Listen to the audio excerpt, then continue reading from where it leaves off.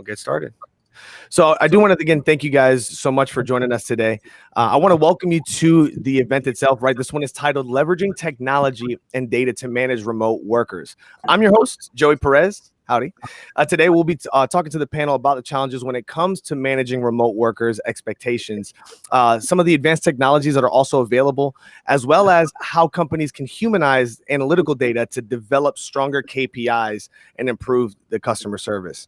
Of course, we do hope that you find today's session valuable. And if you're interested in hearing more about similar topics, please consider subscribing to the webinar series that we kicked off, which you can find at VocalPointConsulting.com/events.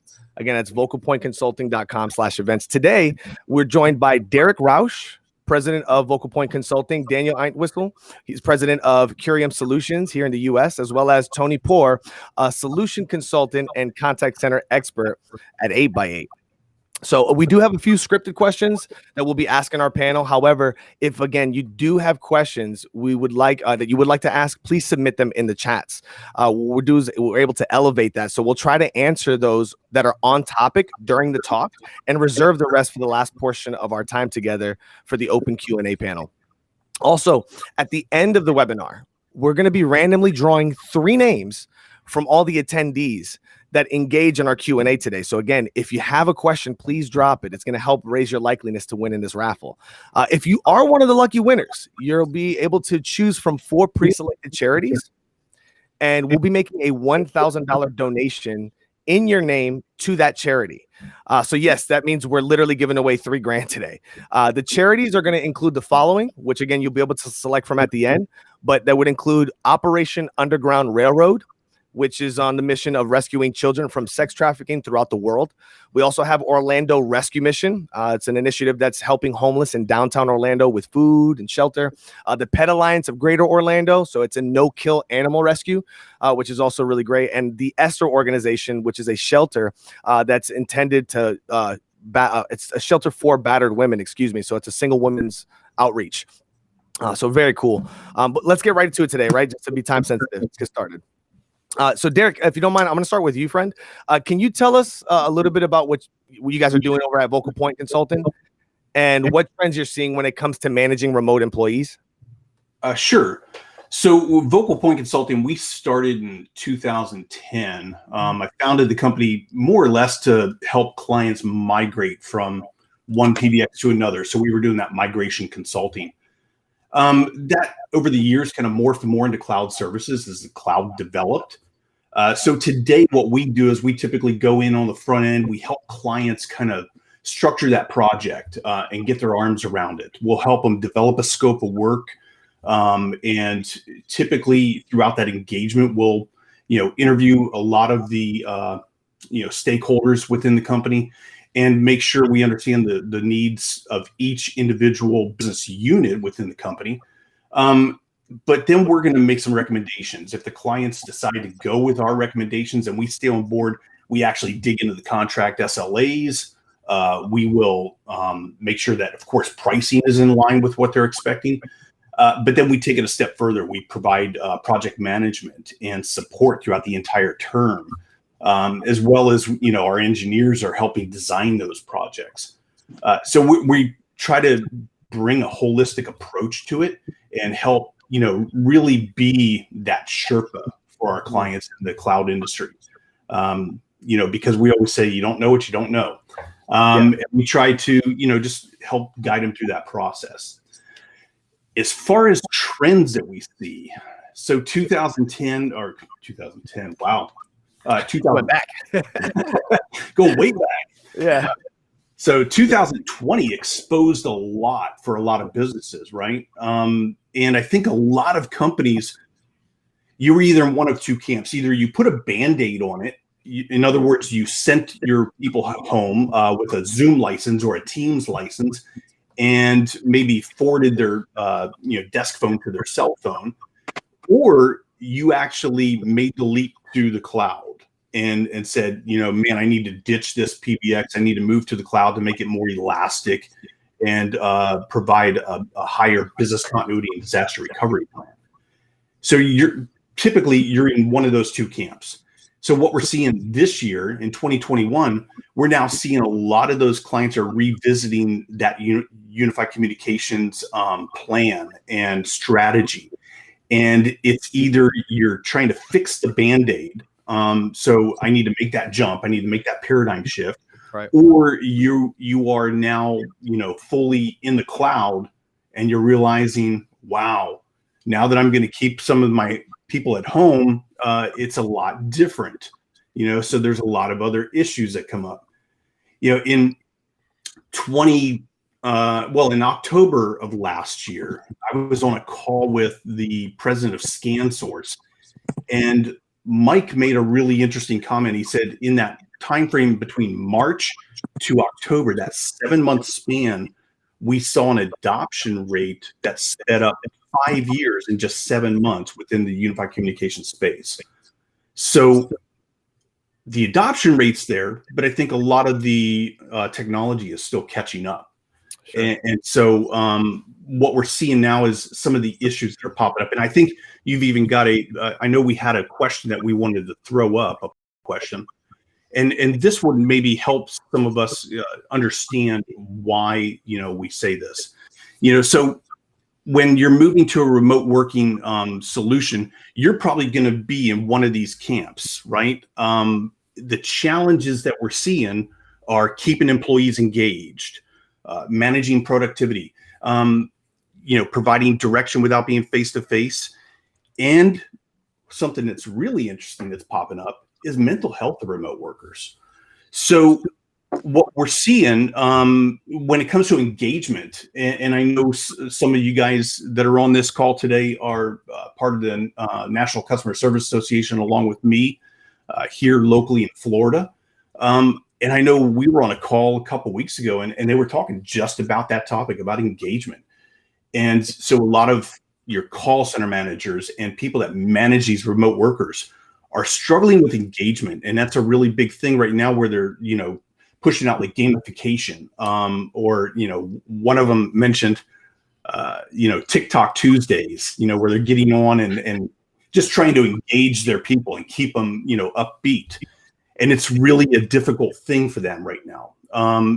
But I can tell you, gamification as it stands is not working well. That's what we hear in the industry.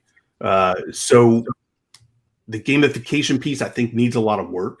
And the engagement piece needs a lot of work. But managing productivity is a whole nother thing. So managing productivity, how do you know if your people are actually at the desk and working when they're remote? Right. Are you, tracking any of that, and I know we're going to get into some of that in this conversation, but there's a lot that goes into managing the productivity. So how do I report on those people and keep them motivated? And being face-to-face versus, that direct one-on-one coaching is a lot different. And I know a lot of people are starting now to realize that. It's not like I can just go and tap somebody on the shoulder and say, hey, come over into my office. Let's whiteboard that out. Or, hey, can we talk about that? Or, that was a bad call. Let's go, talk about it. And what could we have done better? Face-to-face engagement is a lot different than it is trying to do it remote. But what we're seeing right now, if you've got a customer service organization and you have employees taking some of those customer service calls, there were so many people, I think, that hit a boiling point, over the last year. Yeah, exactly. For a myriad of reasons, right? But managing mental health is really interesting, because we're seeing a lot of people that are struggling working from home and having to take all these customer service calls where clients are just dumping on them. And so that's an interesting thing that we're seeing, kind of pop up lately. So, yeah, I mean, those are some of the things that we're seeing. And it's, interesting, to see, some of the voting here that, is coming in. And I know, Joey, are you going to leave that one up for a little bit, or are we going to move on to? Yeah, I was gonna leave it up just for a moment more. We had a few other people who did pop in. So again, guys, thanks for joining us today. We're gonna be able to pop in your questions on screen in just a moment. This does give you a chance to kind of interact with us live as well with these polls. But if, to give another example, for instance, that does give us a bit of a segue, right, to show that out of the people who are here, 60% have voted in, and providing direction without being face-to-face being one of those points. As an agent myself, I know the pains. I mean, it's very different working at this cadence at home in the self-discipline and also following marching orders that are coming in from management than it was where someone, as you kind of mentioned, like you can just knock on someone's shoulder and, hey, come to my office, right? Even as an agent, whether it's maybe making phone calls or chatting with people, that time to decompress and go, mesh out. How do I address this concern and have that human interaction with somebody? It's missing. It's because those elements are missing. It's also impacting some of the soft costs and efficiency. So I'm grateful for that point. And I'm also grateful that we have these two gentlemen as well, between Tony and Dan, to help kind of show that it's not either or, but a both and. Right. So let me go ahead and switch this back over to AV View. Now, with Tony, if you don't mind, I'm going to switch over to you real quick, friend. If you don't mind, take a moment, introduce yourself, friend, and then speak a little bit about the technology side of this, right? What's out there these days that can help management and remote employees? Yeah, thank you so much, Joey. So my name's Tony Poer. I'm in charge of our contact center practice within the channel here at 8x8. We are a cloud-based communications provider, so we're kind of unique in the sense that we provide not only all of your telecom and UCaaS requirements, but we can also provide full-blown contact center requirements. And I've been here about just short of 4 years, but I've been in the industry for a lot longer. I've had the opportunity to be inside of a lot of contact centers. And I've also talked to a lot of customers over the last year that are making this pretty rapid transformation from everything being on-prem to everything being in this distributed environment. And if we think about what the technological impacts are of that, I think the biggest key is you've got to be able to minimize friction for an employee to do their job. And so you've got to have the ability for them to handle whatever types of interactions. If we're talking about contact center in particular, you've got to give them the tools that they need to handle those types of interactions from home. That means both the physical tools to access their applications and then all of the web-based tools that they might need along with that. So that could mean a laptop with a soft phone on it. It could mean the ability to provide some sort of mobile solution, some sort of call forwarding if you've got a legacy on-prem system. But then you've also got all of the other applications that they use on their desktop. So whether that's CRM access, you've got to make sure that you've got access to that. You've got to have access to all of their knowledge base information. And then think about the physical environment of a contact center, right? If you go and look inside one of those cubicles, there's probably sticky notes and post-it notes everywhere. Yeah. We've got to watch out for the fact that needs to be somehow digitized as well.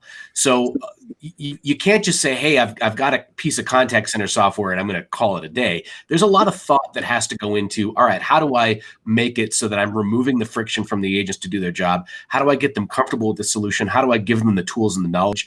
The experience has to be universal across whether they've got a PC at home or a Mac at home. You have to have real-time visibility into all their stats and metrics. I know the poll suggested that, real-time face-to-face interaction is challenging, and all those are true. In short, you're going to have a really hard time if it's not a cloud-based solution, right? If everything is on premise and you have to worry about forwarding things to remote locations, it just adds extra points of failure and extra challenges. So I think, step one is probably cloudifying whatever the environment is. And then step two is figuring out everything that's in that environment and making it part of the agent desktop. Yeah, that makes sense. Because you're right. As an agent, there's a lot of things that are floating around, right? So you got to kind of centralize that. And that's a very good point. I appreciate that. That said, there was one of the things I did want to ask you as well, friend, before we introduce Dan. One thing I do want to bring up with you particularly, because you're talking about essentially right now at this point, just table stakes, right? Of what technology is out there. What else out there, like where there might be that can provide value to the organization aside from this table stakes tech that's there? Like, could you give me maybe a rundown of what's available? Yeah, there's a handful of things that are paramount to be really successful, not just to be able to work, but to actually succeed. I think one of the biggest ones is actually call deflection, right? The ability to have interactions get routed away from agents. Derek talked about how these agents are getting burned out. They're getting yelled at and they're in this isolated environment.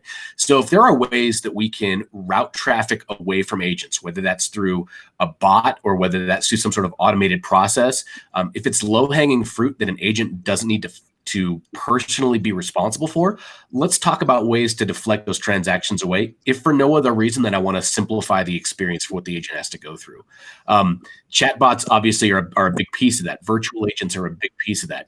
A big percentage of our customers, forgetting about the agent side of it, a big percentage of customers simply don't want to talk to a person, right? They'd rather actually self-serve. I think it's about 2/3 of B2B buyers would rather self-serve than actually talk to a live human being. And beyond that, if we get away from the fact that we're deflecting these technologies, okay, well, the technologies we are handling, we need to have extra visibility into those. So speech analytics, I think, is massively important. It allows you to passively listen to all these calls without actually listening to all the calls. And then workforce management, and I don't want to step on anything that Dan's going to get to, but the notion that there are tools out there that help you hire and plan for the flexibility, give agents their own schedule empowerment. It gives you the ability to not over or under hire or over or under schedule your agents, because you don't want an agent. First off, you don't want them sitting at home being isolated, but you also don't want them sitting at home being isolated and twiddling their thumbs because there just isn't enough traffic to keep them busy. Yeah, right. So Netflixing from the desk, but we got a question in from Gordon, which says, Tony, doesn't that extend training time for frontline agents beyond what is workable? How do you accommodate that? It's a good question. You're a perfect audience plant, Gordon. So if you utilize call recording and speech analytics, and all of the tools that are associated with those technologies, if you're properly using those, you can generally streamline the training and onboarding process. That's not to say that there's going to be some hurdles, right? You've got agents working from home. It's a different environment. You can't possibly listen to every single transaction. But if you utilize the call recording and the evaluation tools that are inherent to most contact center applications, and of course, obvious plug for 8x8, we do it as well. If you utilize those tools to their fullest extent, you can decrease training time generally by about 10%. Also, tools like speech analytics give you the ability to get the sense of what's going on with every single transaction without having to listen to every single one. So you can identify trends and potentially jump in and troubleshoot and stop it before it becomes an epidemic. Yeah, great point. I think I'd just build off that, Tony, as well. So Dan here from Curium Solutions. But I think it's also about just looking out for those windows of opportunity where if I see a drop in demand in real time as well, how do I best use that time? And I think, when, pre-pandemic, when you're in a call center, you got 100 people all in one place, it's easy to on some of those signals before you even start to see the data coming through. You can sometimes see the stress in people. But I think, in the current climate, you've got 100 people in location. It is a challenge, and it's those window of opportunity when we can just dive in and just say, okay, let's get the data, let's see what it's telling us, let's check in on the human side of things, and just see what we do, just dial up or dial down somebody's impact on the calls. Yeah, that's excellent. I appreciate that. Well, while we're here, friend, this is one of the reasons I'm excited about this conversation too, because of the dynamic of really showing the complement of each side of it. Not that either one is just a simple solution in and of itself. So, Dan, give us a quick little formal introduction of what you guys do over at Curium too, and then I'll ask a question to you as well. Yeah, sure. So we're a business change transformation company, and basically we help organizations of all different sizes, from local companies here in Florida all the way through to companies like PepsiCo, NASA, CIA, and just really understand how they improve their organization, whether that's improving it from a local perspective or improving it from a business and a technical perspective. And we tend to fit that bit in the middle as well, because if an organization needs to be big, you've got to get to people to get up in that page as well. You just can't drop solutions, expect them to. Dan, you broke up. Go ahead. Your mic's cutting out a little bit there, Dan. Sorry, I'm on the phone today because I had this issue. Is this a little bit better? Yeah, actually. Yep, there we go. It was maybe just bouncing back off the table. So hopefully that works a bit better. Yeah, right on. It does. Thank you. So to that point, I mean, there's one of the things I did want to bring up to you as well, friend, when it comes to managing, because this kind of plays off of what Tony was talking about a moment ago. And one of the questions that we got in from Gordon regarding like just the accommodating frontline workers. There's a huge attrition rate when it comes to like call center guys, right? Especially in that first, like ramp up period. So when it comes to managing employees that are working remotely, it can certainly like present that challenge since you can't always look your employees in the eye. So because you can kind of see that 1,000-yard glare when they're like starting to lose it, right? So how do you guys approach that, the use of that data when managing people? Yeah, so I think it's important that we're looking for the opportunities to catch them doing it right, first of all, as much as we're trying to catch them doing it wrong. So anything we can do to create some positive reinforcement, I think would be the first thing. I think the second thing is, and Tony maybe touched on this earlier, it's not one or the other, it's one and the other. So it can't just be data and we push data out and expect people to deal with it, but it's how we bring that human side of it. So it's not just the technical skills, but also the human skills and that part of it. Now, again, I'm wary of time and downtime and what people have available. But one thing we find works really well is a bit of a daily stand-up. You know, if you can get people in 5 or 10 minutes before the shifts are starting, and just looking at what are those daily disciplines and basics that we need to have in place to ensure that people are equipped for the day that's coming and the day ahead. And then it's the ability to interact using the technology throughout the day to just check in and see how people are progressing and what support they maybe need. And I think one of the biggest challenges we see is quite often it's team leaders who are dealing with the data and making those decisions on, okay, who do I need to speak to? Where do I need to spend my time? But my question, especially in the current climate, is how well equipped are the team leaders to have those coaching type of conversations? Because quite often they've been promoted because they're technically gifted.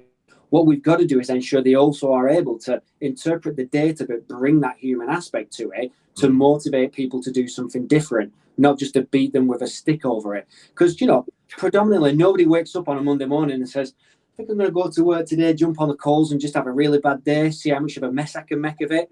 But, you know, somewhere throughout the day, it just doesn't go to plan. So it's our ability to interject in that moment and take that data. Because otherwise, data and insight is just an overhead if there's no action with it. That's a fantastic response, man. That's good. We did get another question in from the audience. So I'd love to hear you guys weigh in on this one. This is coming in from Mohammed, which is, how secure is the cloud-based environment? I think, Tony, that's going to be more on your side, man. Yeah, I mean, I don't want to sound glib, but the short answer is very extremely secure.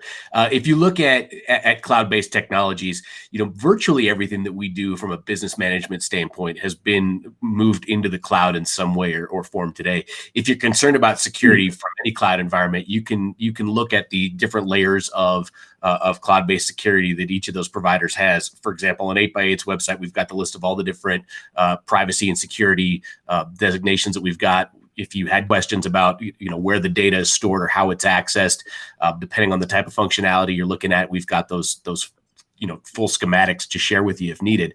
But the short answer is it's extremely secure. This is the same type of technology that you'd leverage for online banking or Salesforce.com or Dynamics or your email or everything else.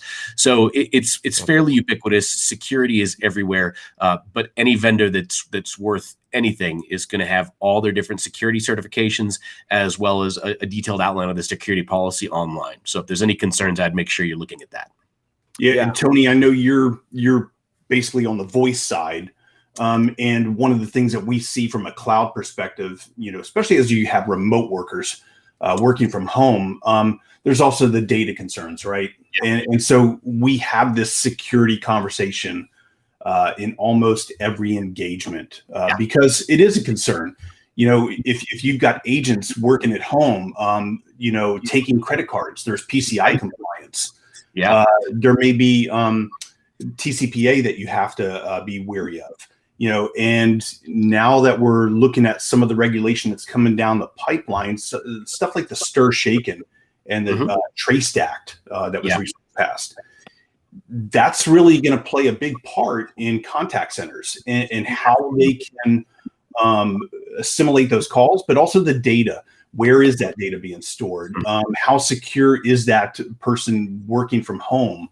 And so, you know, clients and businesses, they really do need to take a look at that. It is something that we see on the radar quite a bit, but it's a concern and it's something that should be addressed. For sure. There are definitely technology solutions like to latch onto one, like PCI compliance, for example. You may choose to adopt a slightly different strategy if you've got an at-home agent versus an in-person agent. Because if I'm sitting at home and you can't watch me, yeah, I guess in theory I could be writing credit card numbers down on a piece of paper, and you don't want that. There are pieces of technology in place that would take that entirely out of the agent's hands and let that be an automated process. So we have extra tools in our tool belt that allow us to add extra layers of security for people that are working at home. But the reality is that the cloud-based environment in and of itself is extremely secure and extremely reliable in that regard. That's excellent, guys. Thank you for that. I appreciate you. And also thank you also for asking the questions, guys. Keep them all coming in. This allows us an opportunity again to kind of engage what's top of mind for you as well. On that note, we did a survey a little bit earlier about this one. I want to go ahead and see if we can switch over to the next survey I have here, which would be on really on tools, right? Because we talked tools a little bit earlier. I don't want to get so far past it that we forget it. But here on tools, what tools are you currently using? And this is for you guys here in the audience to manage your remote workforce.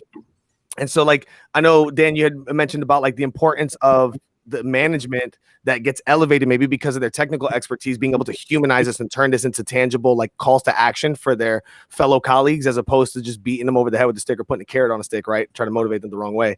So either one of you guys, if you could comment on this, I'd appreciate that while we get results.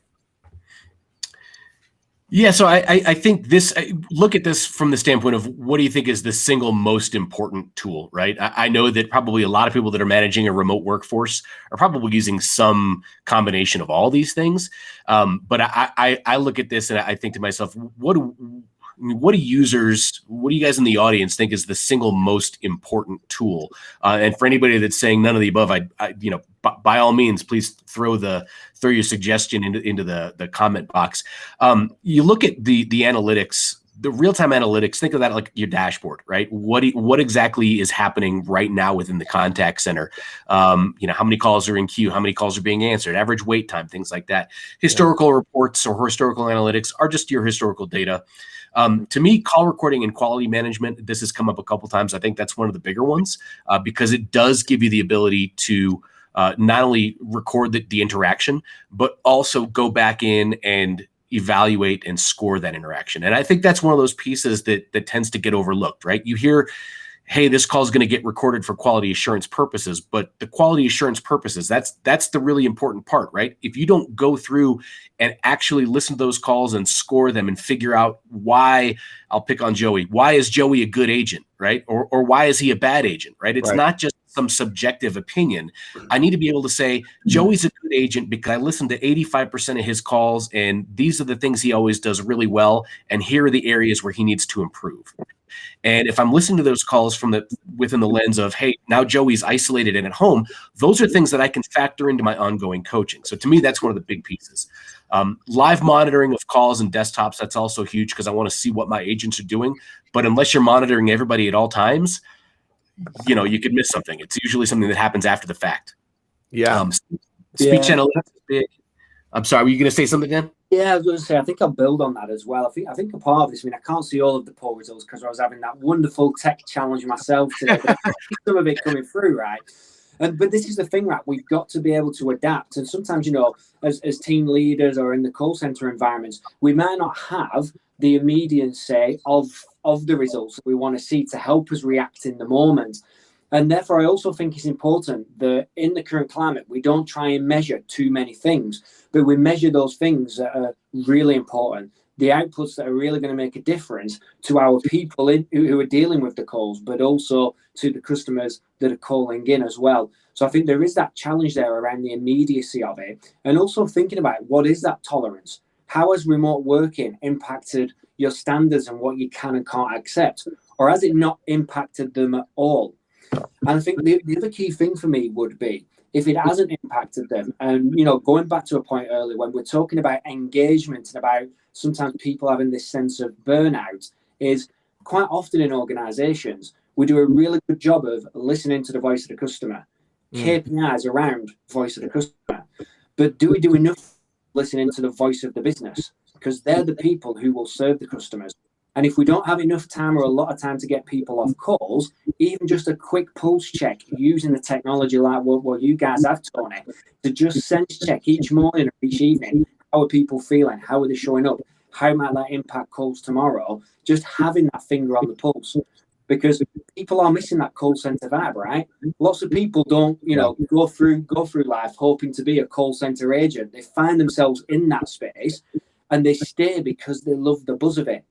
So we've got to create that buzz at the same time as well, and think about how we use those tools and that data. It's that real-time management skills that are essential, especially from a back office perspective. That's excellent. As a call center agent at one point myself for an extended period of time, you're right. Like the motivating factors do change person to person, because very much there'll be times where there's spiffs that I don't necessarily care about as an agent maximizing on, but the fist bump from my management to let me know that he sees me, that I'm doing a good job today was important to me. And it's silly, but when you got like a call center, it seems silly, but when you got a call center of 300 people and you see the manager coming down, you're expectant of being available for that fist bump. So it's simple, but that vibe, like you're saying, that camaraderie that comes in with that environment, people miss dramatically from working out. It's just so important, man. The question I'll often ask people in this environment, team leaders in particular, executives, do you see the people answering these calls as a body with a pulse that you pay $10 an hour, or do you see them as the voice of your business? They are the Elon Musk of Tesla, for example. When people are calling up, they're not speaking to Elon, right? They're speaking to that call center agent who is that voice of the business. Yeah, that's interesting to see too. And I'm curious, for those of you who voted today, thank you for that. It looks like we have a little bit more than people hitting none of the above. So I'm interested, is that out of like apprehension of using the technology? Because I can tell you, just being in a lot of these conversations, there's a lot of companies that are a little bit leery about things like cloud or things like AI, and using that as a leverage to help support their workforce. And to your point, Dan, on your terminology, right? Like the voice of the business, not just the voice of the people that we serve, because these people serve our people. So that's really good, man. Go ahead. Yeah. I wanted to add, Joey, Dan mentioned the buzz that is in the contact center, and that's a palpable thing, right? It's radically different when you're at home by yourself as opposed to being in the contact center. And one of the tools that it can't replicate it, but it can give you, at least from a management perspective, it can give you a sense of what's going on in that contact center. Is the speech analytics piece, and speech analytics is it's the notion that I can take all these different phrases and words and topics and search for specific instances of those topics. I can tell you at a glance, hey, are a lot of people having a hard time with certain types of callers? Are people calling a lot to complain about a certain thing? Are they saying a lot of great things about the website changes? Unless you sit down and listen to every single transaction, you're not going to get that layer of detail. But with the speech analytics tool, which is, I'm sharing my screen right now. I don't know if that's large enough for everybody. With the speech analytics tool, you could have the ability to go in and at a glance say, oh, look, we're having, there's a lot of calls that have popped up today where the agents are using the appropriate caller appreciation language, or maybe we've got a lot of negative callers today, because it's picking up on those keywords. Those heat maps are expanding or contracting depending on how often certain phrases are popping up. And you can get industry specific keywords, or you can make up your own, or you can just say, hey, show me positive versus negative. But that's going to give you a really palpable sense of what are my agents going through. Normally, if you're just walking around as a manager, you can hear that. If people are struggling, you're aware of that, even if you're not actively live monitoring every single transaction. If it's a good day or a bad day. Well, there's technology in place that can try to give you some of that same insight, whether you're sitting next to that person or whether you're sitting 2,000 miles away. Yeah. That's good, man, because at the end of the day, it's not just subjective at that point. You're looking at the data, literally. And the point is just really turning that into, like you said, palpable, right? It's something that you can actually put into action as opposed to theory. Because I think it's at this point in the game, as far as many people have transitioned either or started the conversation into cloud, they've lost how to kind of measure the right KPIs. And so that ends up being one of those issues where you're measuring for the wrong things that were maybe, practical in the sense of an environment where I could tap on a shoulder, but now that I can't, what is the most important, Exactly. So Tony, let me ask you, with that type of solution that 8x8 has, are you just loading in certain keywords to track within that speech analytics? Or if you could explain a little bit about how your solution works. Yeah. So, if you speech analytics in general, I think has long been considered this very expensive and very complicated application. That's not really the case anymore, at least not with 8x8. When we install the speech analytics software, we're going to install it with kind of the baseline level of comments or phrases that someone might search for, the stuff that everybody looks for, right?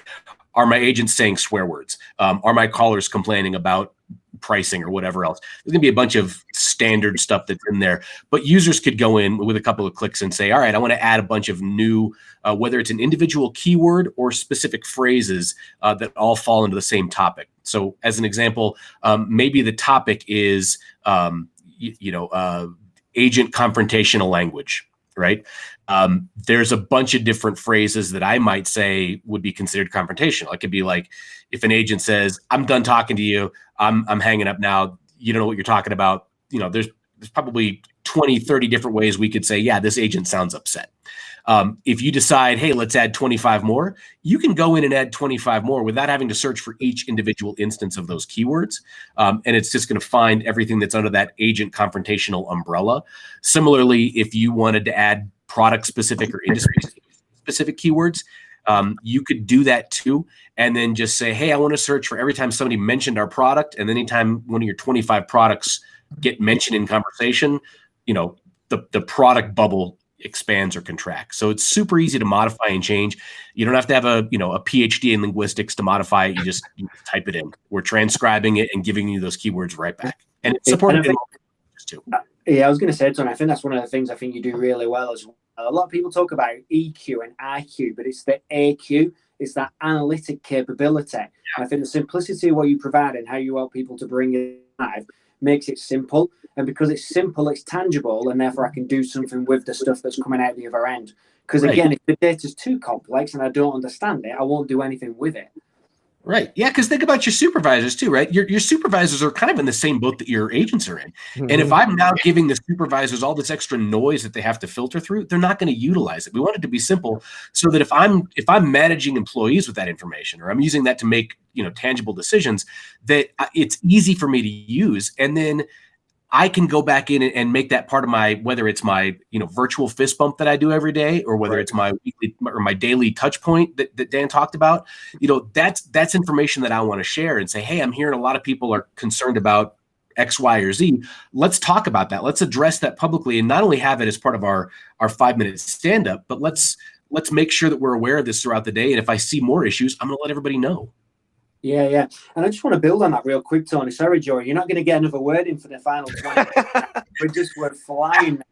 But like reaching a lot of our clients as well, take that sort of information they're getting from the platform that you've got there, Tony. And they call it like a daily dip.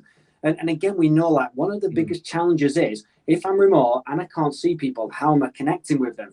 And like the dip might be as simple as a team leader just records like a 120-second, a 2-minute video that says, here's what some of the key data points were yesterday. Here's our areas of where we can sort of improve and what we can do differently. Here's a shout out to what did great stuff today, and just really helping people sort of connect that way. And we even did it internally. We called it, I can't remember what we called it now, but we had a wine club. I think we stopped it after we'd given away 170 bottles of wine. So like at the end of every day, there'd be one of us as a director doing a 2-minute video. We'd share it on like a group app and say, here's what's happened today, guys. And here's a question, fun fact, and fastest responder, you get a bottle of wine. So again, it helps create that buzz and that vibe that people are maybe missing. And you can do it out of hours. People can opt in or opt out of it. And if you think the daily dip's funny, wait until I maybe tell you about the, I don't know if I can say this, but I picked it up the other day with somebody. They called it the Fuck It Fund. So sorry if I've offended anybody there. It's not my normal terminology, but it's getting creative with the solutions to keep people engaged, to improve call adherence and rates and time scales, everything you want to hit, to have the right outcomes for your customers. Why is it sometimes you call the call center and every now and again you get that person who's just like 1 in 50. I'm going to own this. I'm going to take the responsibility. I'm going to see it through. And you're like, wow, thanks. How do we capture that person and spread it through a remote call center? Well, and no, like you said earlier, Dan, nobody comes to work and says, I'm going to screw up today, right? Everybody wants to do the best they possibly can. And, 75% of your contact center budget is salary. And so you want to make those people as happy as possible, because if they leave or if there's attrition, that's a massive impact on your bottom line. You can use tools like this to say, hey, you're a perfectly fine agent, but Dan's one of our superstars. And I've got the technology that says, here are the things that Dan is saying that are resulting in sales, or they're resulting in happier customers. This is not just me listening in once or twice.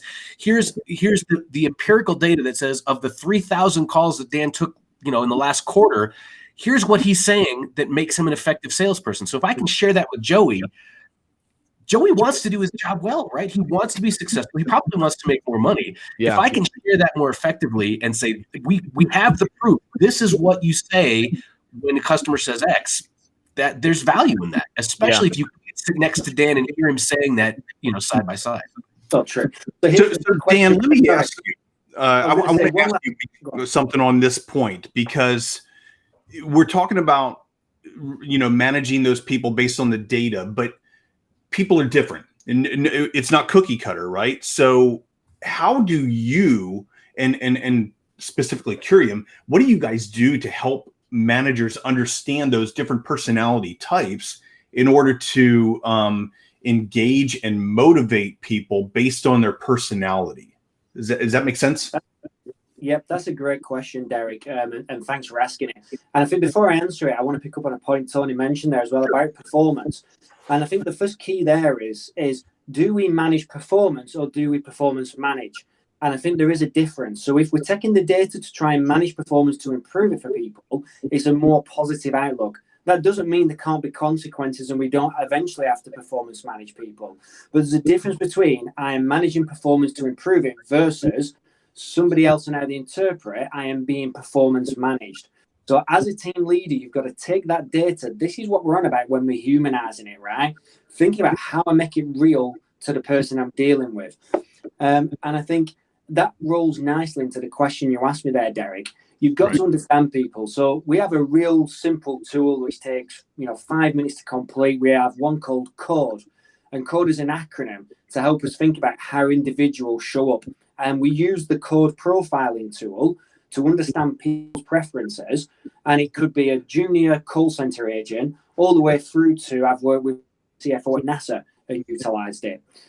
The reason why this is important is because how I respond to a certain situation and feedback and how that feedback comes to me could be different to how somebody else does. So under that C.O.D.E acronym, if you think C stands for connect, O is for organize, D is for drive, and E is for explore, we'll all have a preference where we're hiring one of those. Mine is drive. So I don't want you to beat about the bush. I want you to be brief, be bright, be gone. Tell me what I'm doing right. Tell me what I'm doing wrong. I'll dust myself off and I'll get on with things. Somebody else might not receive that information as strongly as that. They might be more high in connect, which is more about, all right, let's just build that relationship with me first of all. Just tell me a bit about how's your day going, how you feeling about your performance. You don't need to talk about feelings with me. Dan, it's good, it's not good. Let's crack on. Yeah. Somebody who's high organized might want to reflect on that data. So you've got to think about the person you're dealing with and what's the outcome I want to get out of it, and therefore how do I show up? And that's key, because quite often you might go in and sometimes people will go a bit over the top. And I say, well, what was your intent? To get them to perform better. So how much more motivated do they now feel to perform better when you've gone in over the top? 0. They're even worse. Right. So know your people and know the best way to land the data and the message to get the outcome you're trying to achieve. Choose the appropriate response. That's good, man. Thank you for that. Derek, let me pick on you, man, if you don't mind. Because there's a couple companies out here that are comfortable with vetting out suppliers on their own, right? So for those that are, there's got to be some good questions that they can tee up for these people who are coming in to pitch them. So again, whether they have someone who's used as a filter or not, what are some good questions that they should be asking when they are considering these unified communications or like collaboration, remote contact center software to help them manage that remote workforce? So if you can vet suppliers on your own, which of course, I'm never going to recommend, because I would always think you should have somebody that's going to coach you along the way, even if it's not, and this isn't a sales pitch for VocalPoint, but I would always recommend, look for an independent consultant that can help you navigate those waters, because they can go deep. But with that said, if you're going to vet out suppliers on your own, I think the number one key thing that a lot of businesses do not do, what typically happens is the IT director or a CIO, gets it in his head that this is the solution I want to look for. So I'm going to go out looking specifically. They have the end in mind already, right? And they're going to go out and try to find that. Whereas I would take a step back and literally interview your different business units, find out what deliverables they expect out of the solution, because your CFO expects something completely different from your CMO versus your CIO, right? So everybody has a different expectation of what they're going to get out of that solution. So definitely interview the different business units, and don't forget about your end users, how they're going to use that technology, what applications that they want to integrate with. Because there's a lot of moving parts sometimes in these solutions. And if you miss something, it could be, a really bad experience. If you cover your bases, it can be a really great experience. And you can see a lot of soft costs that go into an ROI. Yeah. But if you miss a step, man, it can be bad. And we've been there. We've helped clients out of some really bad situations where we've, gotten some huge ETFs back in their pocket. I say ETFs for a lot of people that don't understand, early termination fees. But yeah, so we're working with a lot of that kind of stuff, and there's a lot of pitfalls to look out for, but definitely make sure you understand what everybody expects out of the solution. That's the biggest thing. So I hope that answers your question. Yeah, I think it does well. Go ahead. To add that, Derek, I get involved in a lot of discovery sessions with our partners, and I think a lot of them always ask the who, what, the when, and the where, but they forget to ask the why.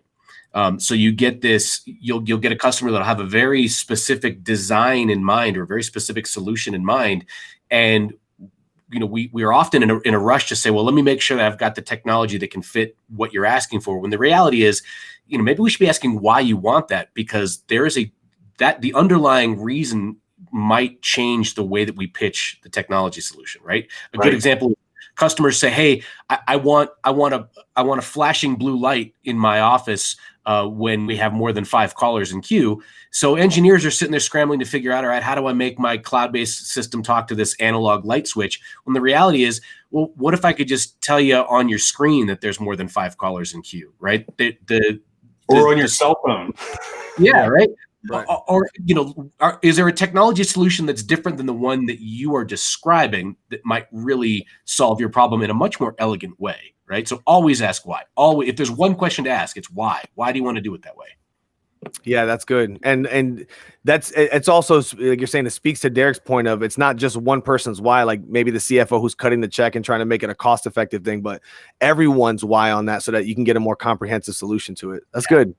I appreciate you chiming in on that. We did get a question in that did pop in that came in from Susan. That does C.O.D.E work for all levels of employees?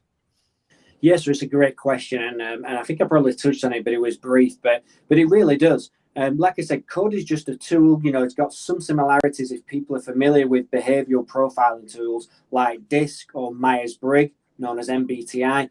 It just within 5 minutes helps people understand what their preferences are, whether you're a junior intern in an organization or in a call center, all the way through to being on, like I say, the board at somewhere like NASA, where we've used it.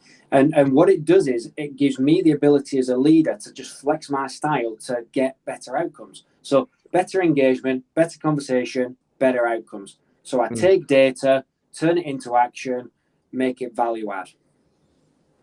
That's good. Thank you for that, friend. I appreciate the question as well, Susan. That's excellent. And that's the thing, right? Is the scale at which you do these type of projects can affect everything from the lowest man on the totem pole, so to speak, to really the higher ups, really being able to communicate at an effective level. Because many times there's a huge disconnect, and to that point of people being elevated through the ranks, whether by tenure, by skill, it ends up being the thing that ends up driving what kind of solutions we're looking for to equip them, but not connecting the dots and building a bridge between the executioner and management who's making the decisions on the technology or the people to install.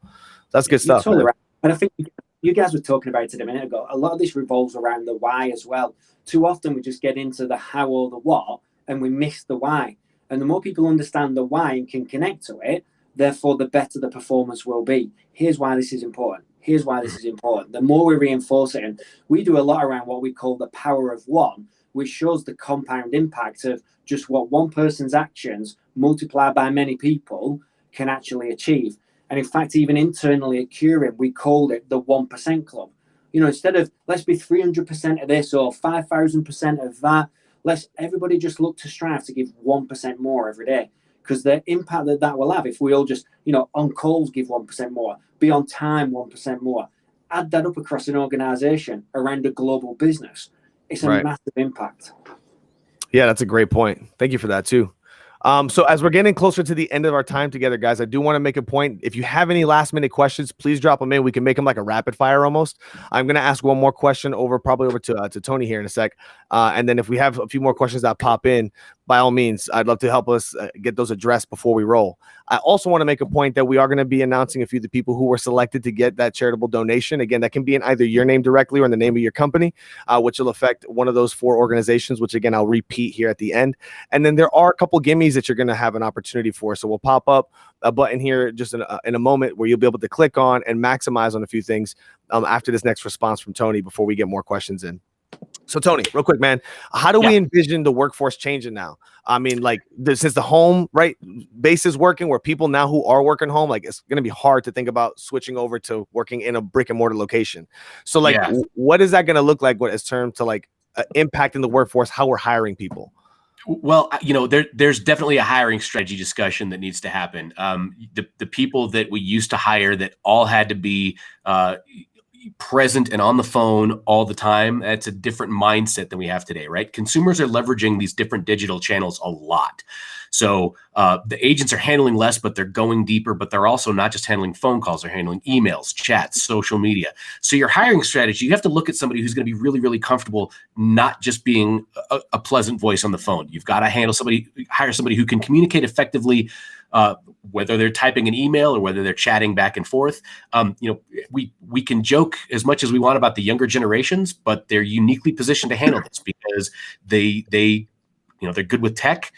They could care less about ever talking on the phone, and they value flexibility over just about everything else. So I think you're going to see, you know, right now, I think millennials make up about 70% of the agent population in the US. We should be leaning into their strengths, right? We should be leaning into the fact that they want schedule change empowerment. It's more important than pay. More than half of millennial agents reference schedule empowerment. The idea that I can work wherever and whenever I want, that is more important to them than pay. So you still have to pay them, but you have to be cognizant of the fact that that's not the number one priority for them, which was not the case 15 years ago, right? So understand that you are going to be hiring people who are more effective, more technically capable, and used to dealing with these different channels, and frankly, having a really varied attention span and able to handle a lot at once. Excellent. Thank you. That's a good point. I'm a millennial, and I agree. I co-sign all that. That was well said, friend. Well said.